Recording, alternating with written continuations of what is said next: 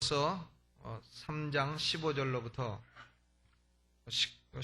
21절, 원래 19절까지 하려고 했는데 2절 남으니까 그냥 다 해서 21절까지 영혼의 온전함을 이루라 하는 제목으로 말씀을 드리겠습니다. 거기 15절 말씀에 보면 그러므로 누구든지 우리 온전히 이룬 자들은 이렇게 생각할지니라 그랬습니다.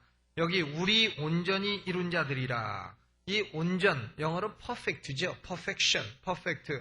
바로 이 단어 때문에요, 교회 역사상 아주 혼란이 많이 일어났습니다. 소위 완전주의, 완전론이라고 하는 신학이 일어난 것입니다. 우리 예수 믿는 사람들은 죽기 직전에 완전한 단계에 도달할 수 있다. 이게 요한 웨슬리, 감리교의 창시자 요한 웨슬리가 한 말입니다. 그런데 사람들이 질문하는 겁니다. 아니 여보, 당신도 완전에 달했습니까? 그러니까 완전에 달했다. 그런데 당신 삶에 죄가 없습니까? 아유, 죄가 있습니다. 그러면 그게 죄 있는 게 무슨 완전입니까? 하니까 대답하기를 상대적인 완전입니다. Relative Perfectionism이라 하는 이상한 말을 만들어냈습니다. 그래서 그럼 완전을 이룬 사람들끼리 함께 모여 살아야 되지 않습니까? 해가지고는 미국에서는 소위 오네이다 커뮤니티라고 하는 공동체를 만들기도 했습니다.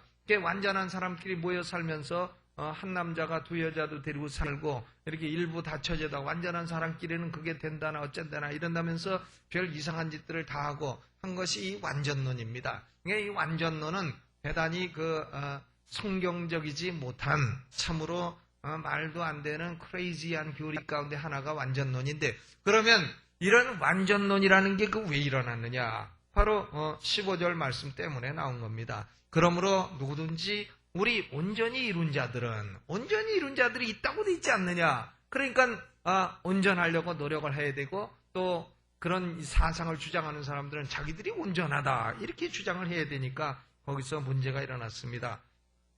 마태복음 5장 48절에도 그러므로 하늘에 계신 너희 아버지의 온전하신 것 같이 너희도 온전하라. 예수님도 그렇게 말씀하셨거든요. 하늘에 계신 너희 아버지의 온전하신 것 같이 너희도 온전하라.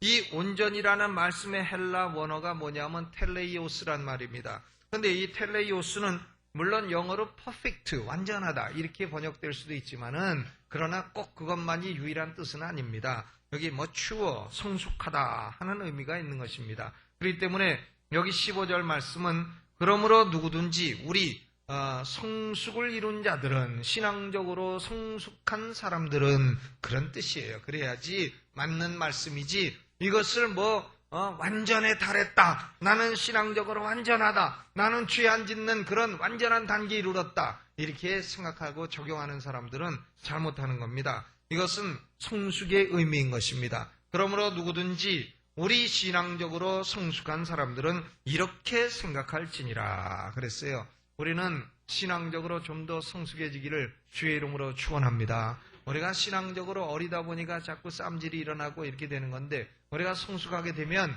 이런 것을 극복하고 하나님께 좀 더 가까이 나갈 수 있게 되는 것입니다. 여기서 사도 바울은 우리에게 좀 더 성숙함으로 나가라 이 말씀하라는 겁니다. 그러면 성숙함에 이룬다 하는 것은 이 본문에서는 무슨 의미가 있습니까? 첫째로는 성숙함이란 뭐냐 하면은 신앙적인 차이점을 극복하고 공통점을 추구한다 하는 겁니다. 차이점이 있습니다. 우리 예수 믿는 사람들도 차이점이 있습니다. 성경을 이해하는 것도 차이점이 있습니다. 신학도 차이점이 있고 교단별로 차이점이 많습니다. 그러나 우리가 차이점만 얘기하면 늘 싸워야 되지 않겠습니까? 그런데 아무리 차이점이 많아도 우리 예수 믿는 우리에게는 공통점이 압도적으로 훨씬 많은 겁니다. 그렇기 때문에 신앙적으로 성숙한 사람들은 차이점을 극복하고 뭘 추구한다고요? 공통점을 추구한다 그 말이죠. 거기 15절 중반을 읽어봅니다. 만일 무슨 일에 너희가 달리 생각하면 하나님이 이것도 너희에게 나타내시리라 그랬습니다. 이 영적으로 성숙한 사람들도 달리 생각하는 문제들이 있다는 겁니다. 어떤 주제에 대해서 의견이 다를 수 있다 그 말입니다. 의견의 일치를 볼 수 없는 문제들도 대단히 많다 하는 것이에요. 우리가 교회 역사를 보게 되면요, 성도들 간의 의견의 일치를 찾지 못한 문제들이 무수히 많습니다. 초대교회 때에는요, 부활절을 언제 지키느냐 이거 가지고 의견 일치를 못 봐가지고 동서방 교회가 완전히 갈라져가지고 다투고 싸운 겁니다. 부활절을 유대인 원력으로 니산월 14일, 니산월 14일이 6월절이거든요. 니산월 14일로부터 부활절을 지켜야 되느냐? 아니면은 니산월 14일 후 주일을 지켜야 되느냐? 이게 말이죠. 소위 유명한 논쟁입니다. 이게 동방교회는 14일 후 14일부터 지켜야 된다 하고 서방교회는 14일 후 주일을 부활절로 지켜야 된다 해가지고 부활절 문제 가지고 논쟁하고 싸우고 이게 해결이 안 났습니다. 여태까지 해결이 안 났어요. 이 문제는요. 여태까지도 동방교회하고 서방교회하고 부활절 지키는 게 다릅니다. 우리 개신교는 서방교회 전통을 따르고 있기 때문에 니산월 14일 후 주일을 부활절로 지키고 있는 겁니다. 이것을 영어로는 14일 논쟁이라고 해서 쿼르토 데시마니안 컨트로버시라 아주 복잡한, 이건 교회 역사에만 나오는 그런 단어를 쓰는 겁니다. 쿼르토, 이게 쿼터 4라는 뜻이고 데시마니안 10이라는 뜻이에요. 그러니까 14일 논쟁이라. 그러니까 부활절 날짜 하나 가지고도 동서방 큰 교회의 큰 양단이 말이죠. 싸웠다 이거예요. 종교개혁기에 교단을 가른 가장 큰 원인이 뭔지 아십니까? 주의 만찬입니다. 주의 만찬. 우리가 떡 먹고 포도주를 마시는데 이게 도대체 뭐냐 이거 가지고는 완전히 교단이 갈갈이 찢겨진 겁니다. 그러니까 로만 캐토릭은 이것은 주님의 피와 살로 변하는 거다. 소위 화채설 주장했고, 또 루터교는 그것은 주님의 피와 살은 아니지만 만찬을 할 때 주님의 피와 살이 거기 함께 있다. 소위 공제설, consubstantiation, 공제설. 또 개혁교회는, 장로교 같은 개혁교회는 spiritual presence, 영적인 임재설. 주의 만찬에는 그 떡과 포도주에 주님이 영적으로 임재해 계신다. 또 아나베프티스트들은 그게 무슨 임재가 뭐 중요하냐? 그것은 주님이 찢기신 살과 피를 상징하는 것이다. 상징설 혹은 기념설. 이래가지고요, 화채설, 공제설, 영적 임재설, 상징설 네 가지로 갈라져가지고 종교개혁을 이룬 개신교단 간에 갈갈이 찢겨졌습니다. 교회 일치를 위해서 제정해 주신 주의 만찬이 도리어 교회 분열의 원인이 됐다 하는 대단히 역설적인 이런 것이 교회 역사의 현실입니다. 또 교회 직분에 관해서도 의견의 일치가 없습니다. 로만 캐토릭과 영국 성공회 그리고 감리교회는 교회는 감독이 있어야 된다.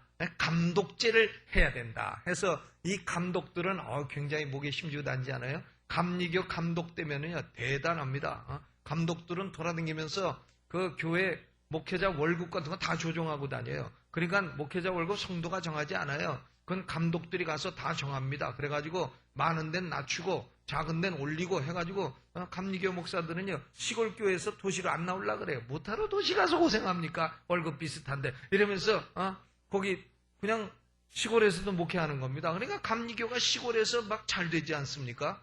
충청도 같은 데 가보세요. 시골 온통 다 감리교지. 그거 왜 그러냐? 감독이 돌아다니면서 다 조종해 주기 때문에 그런 겁니다. 그러니까 로만 캐토릭 성공의 감리교회는 감독제가 좋다. 근데 장로교회는 이 감독제가 교황이 나타나가지고는 핍박하고 하니까는 감독제는 안 좋고 장로제가 좋다. 또 우리 침례교나 회중교회는 아니다. 회중 전체가 참여하는 회중제가 좋다 해가지고 교회의 중요한 문제를 누가 결정하느냐, 감독이 결정하느냐, 장로들이 결정하느냐, 회중이 결정하느냐, 이 문제에 관해서도요 교단이 갈갈이 갈라져 있고 이 문제에 관해서는 전혀 타협할 가능성도 없는 겁니다.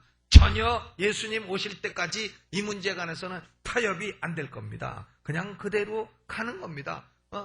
달리 생각하는 것이죠. 어떤 문제에 관해서.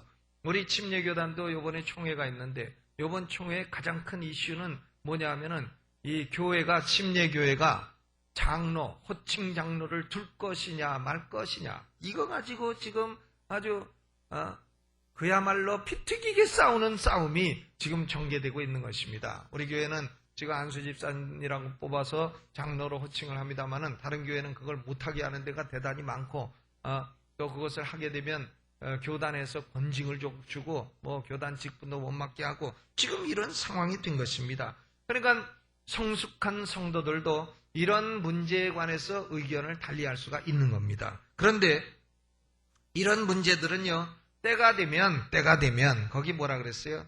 때가 되면 만일 무슨 일에 너희가 달리 생각하면 하나님이 이것도 때가 되면 너희에게 나타내시리라. 주 예수께서 재림하셔서 나타나실 때에는 우리는 그런 차이를 다 극복하고 모두 다 알게 될 줄로 믿습니다. 우리가요 지금 아무리 신학 박사를 다 하는 게 아닙니다. 모든 게 희미합니다. 고린도전서 13장 12절에 우리가 이제는 거울로 보는 것 같이 희미하나 그랬어요. 우리가 진리를 완전히 다 알지 못합니다. 희미하게 아는 것이에요. 희미하나 그때에는 얼굴과 얼굴을 대하여 볼 것이요 이제는 내가 부분적으로 아나 그때는 주께서 나를 아신 것 같이 내가 온전히 알리라 그랬습니다. 그러니까 우리는 잘 몰라서 서로 견해가 다른 게 있으면은 그대로 가야 됩니다. 그 차이점을 그냥 극복해서 획일성, 통일성 이렇게 기할 필요가 없는 겁니다. 우리 사이에는 다른 게 있을 수 있냐? 있을 수 있습니다. 그러므로 우리 성도들은 희미한 데서 오는 차이점에 얽매여 다투고 싸우고 그럴 필요가 없습니다. 나는 장로제가 좋다, 장로제로 가는 거고, 회중제가 좋다, 회중제 좋은 교회 와서 신앙생활 하면 되는 거고, 감독제가 좋다면 감독 따라 가는 거고, 나는 주의 만찬이 화채설이 좋다면 캐도릭 하는 거고, 그것은 어느 누구도 강요할 수 없는 자유요 본인의 선택인 것입니다. 그런데 우리에게는 이런 점에서 좀 차이가 있다 해도 우리 성도들에게는 공통점이 너무나 많은 겁니다. 우리 성도들에게 있는 공통점은 뭡니까? 에베소서 4장을 한번 가보시죠. 에베소서 4장 1절로부터 6절 같이 읽어봅니다. 공통점이 뭐냐? 4장 1절로 6절 시작. 그러므로 주 안에서 갇힌 내가 너희를 권하노니 너희가 부르심을 입은 부름에 합당하게 행하여 모든 겸손과 온유로 하고 오래 참음으로 사랑 가운데서 서로 용납하고 평안에 매는 줄로 성령의 하나 되게 하신 것을 힘써 지키라. 몸이 하나이요 성령이 하나이니 이와 같이 너희가 부르심의 한 소망 안에서 부르심을 입었느니라. 주도 하나이요 믿음도 하나이요 침례도 하나이요 하나님도 하나이시니 곧 만유의 아버지시라. 만유 위에 계시고 만유를 통일하시고 만유 가운데 계시도다 그랬습니다. 몇 가지가 공통점이냐? 7가지예요. 성령도 하나요, 몸도 하나요, 몸은 교회를 가리키는 겁니다. 소망도 하나요, 주님도 하나요, 믿음도 하나요, 침례도 하나요, 하나님도 하나이시라. 7가지 뭐가 있다고요? 공통점이 있는 겁니다. 그렇기 때문에 우리는 신앙적으로 성숙한 사람은 어떤 사람이냐? 차이가 좀 있어도 그 차이점을 극복하고 공통점을 강조하는 사람이 성숙한 사람이다. 우리 서로 공통점을 가지고 공통점으로 하나님께 합력해서 선을 이뤄나가시기를 주의 이름으로 축원합니다. 두 번째로 성숙한 사람은 어떤 사람이냐? 성숙한 사람은 이미 받은 것을 생각하고 그 위에 삶을 건설하는 사람입니다. 이미 받은 것 위에 행하는 사람이라. 16절 읽어봅니다. 시작. 오직 우리가 어디까지 이르렀든지 그대로 행할 것이라 그랬어요. 이게 무슨 말인지 어렵습니다만은 영어 성경에는 이렇게 되어 있습니다. Only let us live up to what we have already attained. 우리가 이미 받은 것, 이미 얻은 것에 따라서 살아갈 따름이니라. 그런 말이죠. 그러니까 우리가 이미 달성하고 이미 얻고 받은 것이 있습니다. 거기에다가 우리의 삶을 건설해라 그 말입니다. 오늘날 많은 그리스도인들이 불만과 다툼은 어디서 오는지 아십니까? 하나님이 그들에게 주시지 않은 것에 대해 관심을 갖기 때문이에요. 이미 받은 것은 다 까먹어버리고 주시지 않은 것에 관심을 갖고 그 주시지 않은 것을 탐욕을 부리기 때문에 거기서 문제가 나오는 겁니다. 그러므로 성숙한 사람들은 하나님이 이미 주신 것을 생각하고 그 위에 삶을 건설합니다. 하나님이 우리에게 뭘 주셨습니까? 하나님은 우리에게 구원을 주시지 않으셨습니까? 죄사함 주시고 영생 주시고 성령 주시고 구원을 주셨습니다. 또 하나님은 우리의 삶을 섭리하고 계십니다. 형통할 때는 기뻐하고 곤고할 때는 생각하라. 이 모든 것이 합력해서 다 선을 이룬다 하는 그런 섭리, 프라비던스. 하나님은 우리에게 구원도 주셨고 섭리도 주셨고 또 우리가 가난하다고 불만하고 부족하다고 불평하고 없다고 다투고 뺏으려고 하고 그렇게 합니다만은 하나님은 우리에게 뭘 주신 줄 아십니까? 여러분 이걸 똑바로 알아야 돼요. 고린도전서 3장 21절 23절 우리 같이 읽어보죠. 고린도전서 찾아서 읽어봐야 됩니다. 3장 21절로 23절 고린도전서 가봅니다. 3장 21절로 23절 같이 읽어봅니다. 시작. 그런즉 누구든지 사람을 자랑하지 말라. 만물이 다 너희 것임이라. 거기 잘 봐요. 만물이 누구 것이라고요? 만물이 50%만 너희 것이라 그랬어요? 다 너희 것이라 그랬어요? 이게 놀라운 선언 아닙니까? All things are yours. 모든 것이 다 네 것이라. 모든 것이 다 너희 것이라.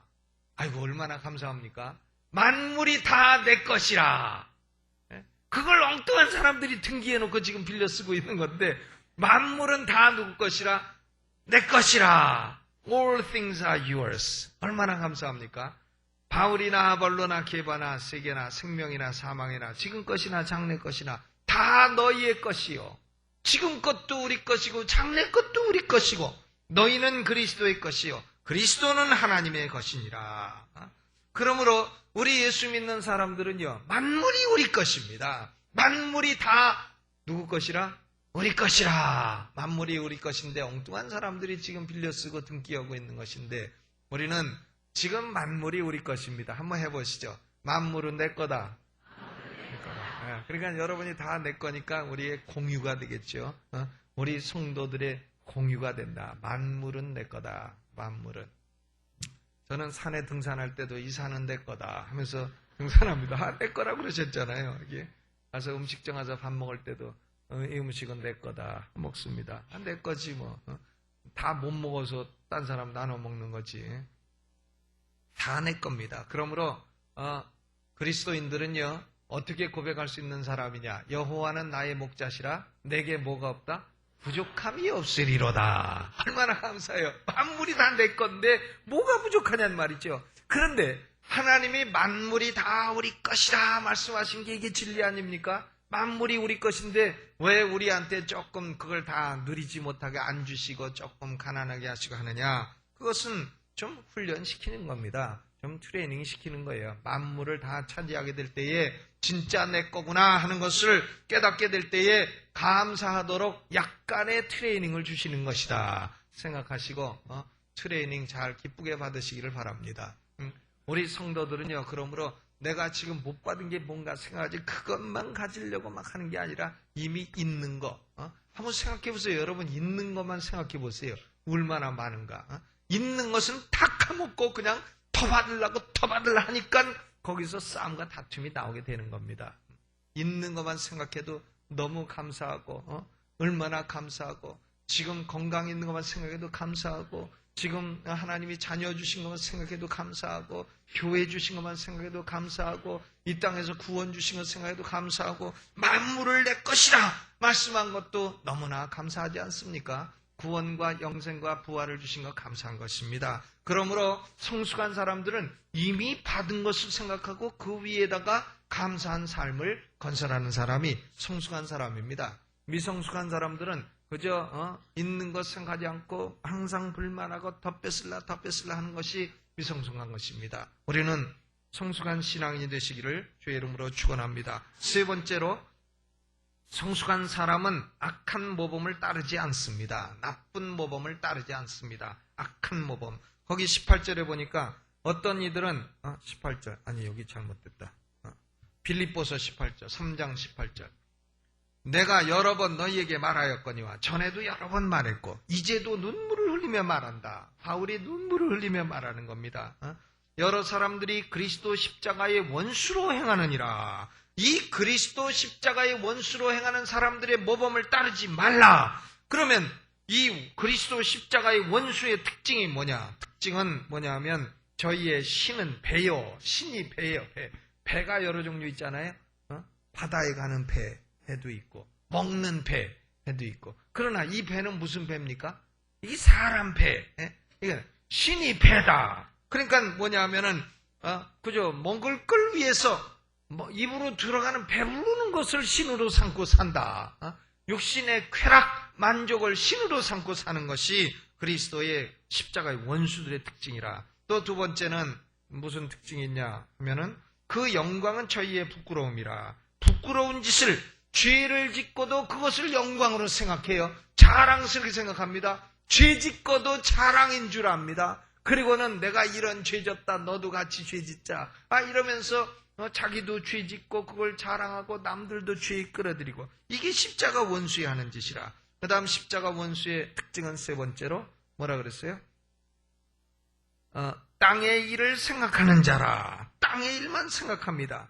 이 일이 하나님께 기쁨이 될까, 근심이 될까 전혀 고려하지 않습니다. 현재 내가 땅 위에서 어떻게 하면 이기고 잘 먹고 잘 살고 어떻게 하면 차지하느냐, 이 땅의 일만 생각하는 사람이 십자가의 원수라 그랬습니다. 결국 자기의 배를 신으로 삼고 죄를 자랑하고 그리고 땅의 일만 생각하는 이런 사람들은 거기 뭐라고 했어요? 19절에 저희의 마침은 멸망이라. 그들은 삶을 망치고 영혼을 망치고 가정을 망치고 자녀를 망치고 결국 그들의 결국은 멸망이라 그랬습니다. 그러므로 성숙한 사람들은 저렇게 살면 망하는구나 하는 것을 보면 그 악한 모범을 따르지 않는다 그 말입니다. 그러면 성숙한 사람은 무엇을 따르느냐? 사도의 모범을 따르는 겁니다. 사도의 모범을 따릅니다. 거기 17절에 바울이 담대하게 말했습니다. 같이 읽어보죠. 시작.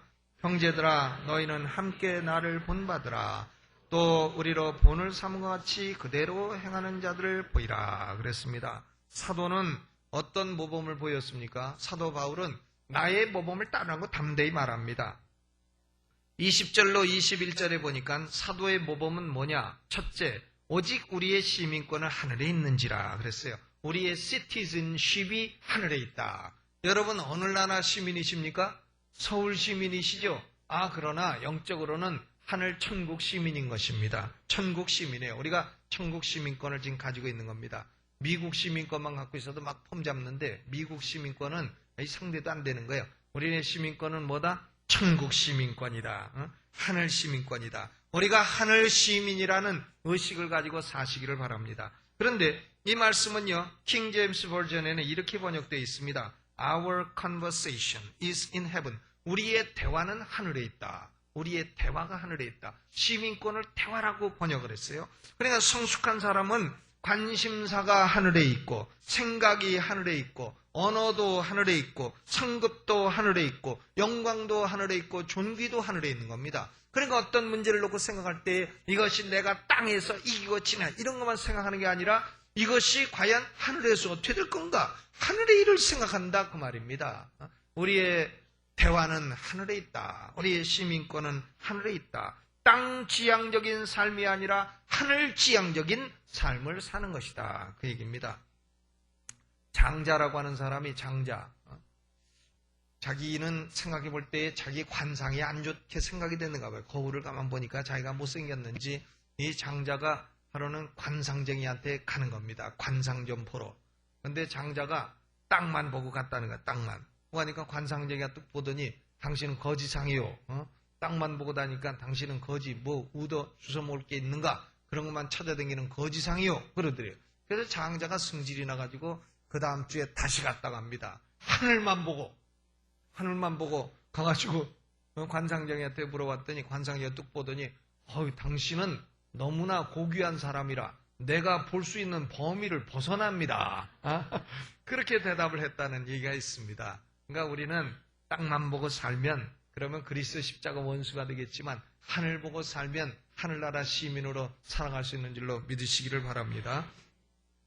땅 지향적인 삶이 아니라 하늘 지향적인 삶이 바울이 보여준 삶의 모범입니다. 또 두 번째로 바울의 모범은 뭐냐? 20절의 후반에 보니까 거기로서 구원하는 자 곧 주 예수 그리스도를 기다리노니 그랬습니다.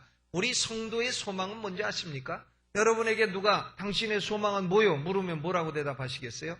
예수 그리스도의 재림이라고 대답해야 돼요.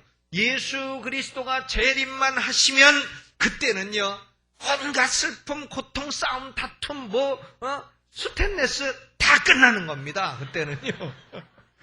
그때는 빚진 거 안 갚아도 되는 거예요. 그때는 그만 다 끝나는 겁니다. 그때는 이 땅의 고통과 고민은 다 없어지는 겁니다. 그때는 우리가 부활의 몸을 입고 주 예수님과 함께 죽지 않는 몸을 입고 영생하며 살게 되는 겁니다. 아주 지복을 누리며 살게 되는 것입니다. 그러니까 우리 성도의 소망이 뭡니까? 예수님 어서 오시옵소서. 예수님 어서 오시옵소서. 요새 혈압도 오르고 당도 올라가고 자꾸 요새 먹어도 소화도 안 되고 어질어질한데 예수님 빨리 오시옵소서. 예수님만 오시면 문제는 다 해결되는 겁니다. 그러므로 우리 성도의 소망은 예수님의 재림이에요. 어떤 사람이 당신 빚 갚으시오 하니까 인천에 배 들어오면 빚 갚는다. 근데 인천에 배 들어오면 그러면 물건 잔뜩 오니까 빚 갚는다. 근데 그날에는 우리는 이 땅의 모든 괴로움은 완전히 없어지고 영광스러운 부활을 해서 주님과 함께 영원히 살게 되는 그날이 시작되는 것이 바로 예수 그리스도의 재림입니다. 그렇기 때문에 우리는 하늘로서부터 우리의 구원자 예수 그리스도의 재림을 기다리는 겁니다. 여러분 언제나 이런 종말론적인 기다림의 자세를 잊어버려서는 안 될 것입니다. 한동안 우리 한국교회는요 너무 이 시한부 종말론이 많았어요. 그래가지고는 1992년도 오신다, 98년도 오신다, 88년도 오신다, 별소리 다 하고 미국에서 제가 있을 때 보니까 1992년도에 예수님이 오실 120가지 이유 이런 책이 있었어요. 근데 그 책에 보니까 별별 이유가 다 있습니다. 말도 안 되는 이유가. 근데 결국 그날은 다 지나가 버리고 말았습니다. 근데 우리가 시한부 종말론은 아닐지라도 예수님의 재림을 언제나 기다리는 마음으로 살아야 되겠습니다. 예수님의 재림은요 일반적인 종말론은 언제 올지 모릅니다. 그러나 우리 개인으로 보면요 언제라도 올 수 있는 겁니다. 우리가 이 땅을 떠나 사고로 죽거나 어떻게 죽거나 그러면 곧바로 예수님의 재림과 맞닥뜨리게 되는 것입니다. 세 번째로 바울의 모범은 뭐냐? 바울의 모범은 21절입니다. 같이 읽어봅니다. 시작. 그가 만물을 자기에게 복종케 하실 수 있는 자의 역사로 우리의 낮은 몸을 자기 영광의 몸의 형체와 같이 변케 하시리라.